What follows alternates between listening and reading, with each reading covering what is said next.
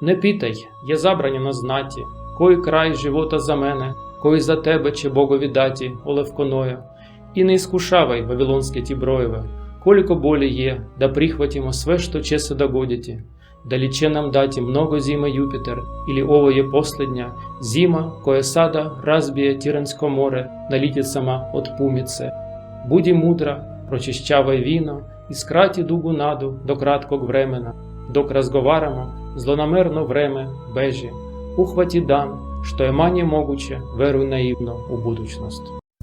Ізnenađujuće je, što reći carpe diem, koje se vekovima koriste kao izraz veselog optimizma, dolaze iz pesme koja zvuči tako ozbiljno, čak i tragično.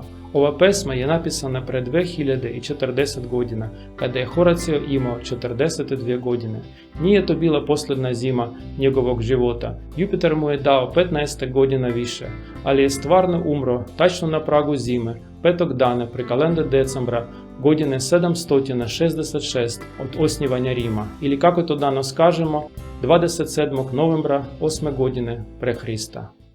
I kada kažem reći pre Hrista, onda pretpostavljam koliko bi bio začuđen Horacije kada je pisao ovu pesmu i razmišljao o budućnosti, ako bismo mu rekli da se najveće promjene u carstvu i svijetu, uključujući i promjenu načina na koji ljudi računaju godine njegov života, ne bi dogodile zbog njegovih moćnih prijatelja u Rimu poput cara Augusta, ali zbog male djevojčice koja sada ima samo nekoliko godina, zove se Marijam i živi u udaljenoj provinciji Rimskog carstva koje se zove Galileja.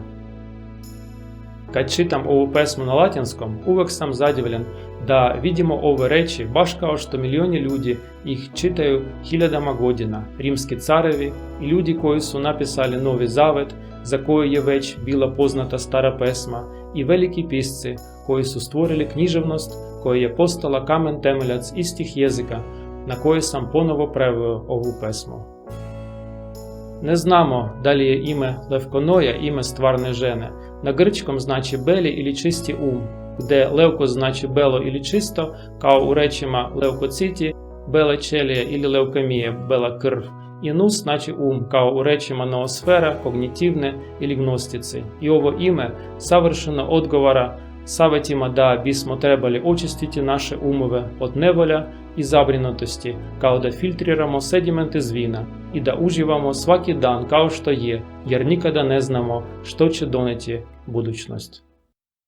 Tune quasi ris, scirene fas, quem mihi quem tibi, finem didederint, leuconoe, nec Babylonios, temptaris numeros, ut melius, quid quiderit pati, seu plures hiemes, seu tribuit, Jupiter ultimam, quenunc oppositis, debilitat, pumicibus mare, turrenum sapias, vina liques, et spatio brevi, spem longam reseces, dum loquimur, fugerit invida, et ascarpe diem, quam minimum credula postero.